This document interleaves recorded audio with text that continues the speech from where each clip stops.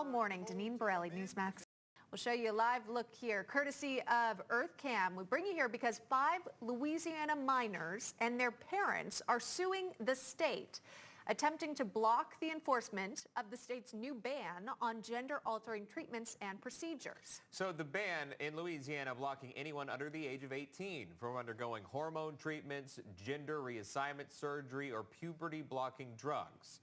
We're taking up today's case for National Report Court today with Aaron Reed. He's an attorney. Amir Beno, a constitutional law attorney and former prosecutor. Thank you, gentlemen, both for coming on. So for the purposes of today's segment alone, Aaron, if you could represent the families suing to block Louisiana's ban, and Amir, if you could defend the state of Louisiana. Here we go. All right, kicking it off. The lawsuit states that the plaintiffs, quote, along with hundreds of other transgender adolescents in Louisiana, are faced with the loss of access to safe, effective, and necessary medical care they need to treat their gender dysphoria because of this ban.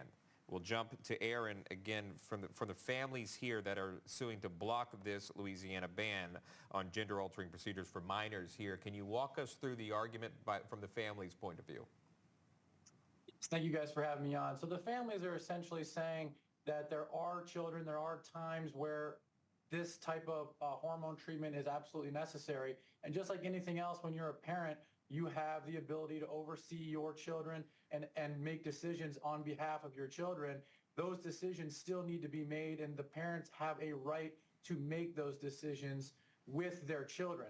It doesn't matter whether or not you agree with the decision that they make. That's a separate argument for a separate time, but they are and they do have the right to make that decision along with their child. That's what these families are trying to fight for, is their right to make a decision.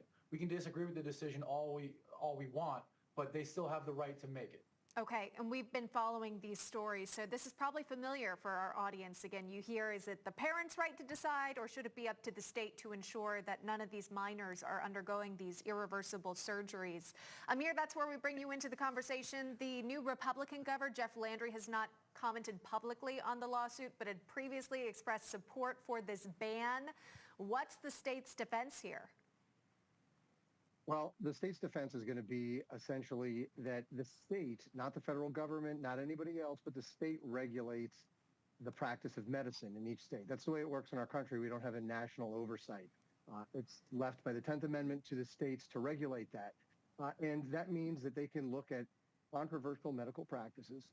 They can determine what in their community is best and what they deem is appropriate. They can regulate the licensure of physicians, discipline of physicians, and regulate the practice of medicine. And so if we have any number of controversial medical techniques throughout the years that have been deemed inappropriate, abortion one, euthanasia, lobotomies, electroshock therapy, there's any number of them that states have regulated. And so their argument is going to be that they've deemed it to be too controversial and too risky. And therefore, they're just exercising their inherent right to regulate the practice of medicine. The lawsuit goes on to say this here, and in light of the family's remarks, quote, the healthcare ban also strips parents of their right to direct the care and upbringing of their children, including their right to decide with their child's healthcare providers the best course of action for their health of their child. Aaron, going back to you on that, and again, that defense there, a general point made there, but this is very specific. This is very specific. Obviously, it's difficult when you're when you have a general overall law versus every individual family making their own individual decisions based on what's best for those children, what's best for their family. It's difficult because it blends those two things together, and there's no great way to overcome that. The reason why this law is overly broad is because it affects everybody, and it strips away a family's decision with their children, not just making the decision for them, but in conjunction with their children. They're stripping away their ability to make those decisions together as a family. And that is something that, as a human being here in this country, you have the right to make those decisions. You can disagree with those decisions, that's fine, but you still have the ability to make that decision, and that's what this law is stripping away from those families. Amir, would the state mention, the legal drinking age or the age where you can buy cigarettes or even in some states, the age that you can get a tattoo. Those, again, are decisions not left up to parents. How does that play into the defense, if at all?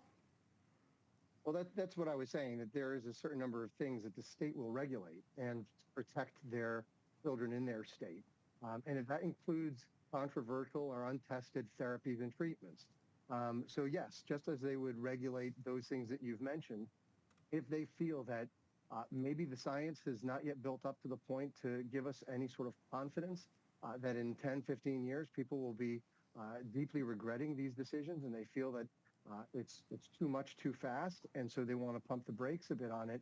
That's their right as a state to be able to regulate that practice, and they're doing it to protect their community. Now, it's not limited to Louisiana. There's 22 different states that have some sort of restriction in place applicable to this. So, I mean, that's nearly half the country, which gives you some sense that that even though the ACLU is making the argument that this is time-tested and true and reliable medicine, there's many different jurisdictions that disagree with that. All right, we got to leave it right there. Aaron and Amir, stand by. Wanted to welcome in Deneen Borelli back with us now, listening into the arguments. Deneen, where do you land on this case?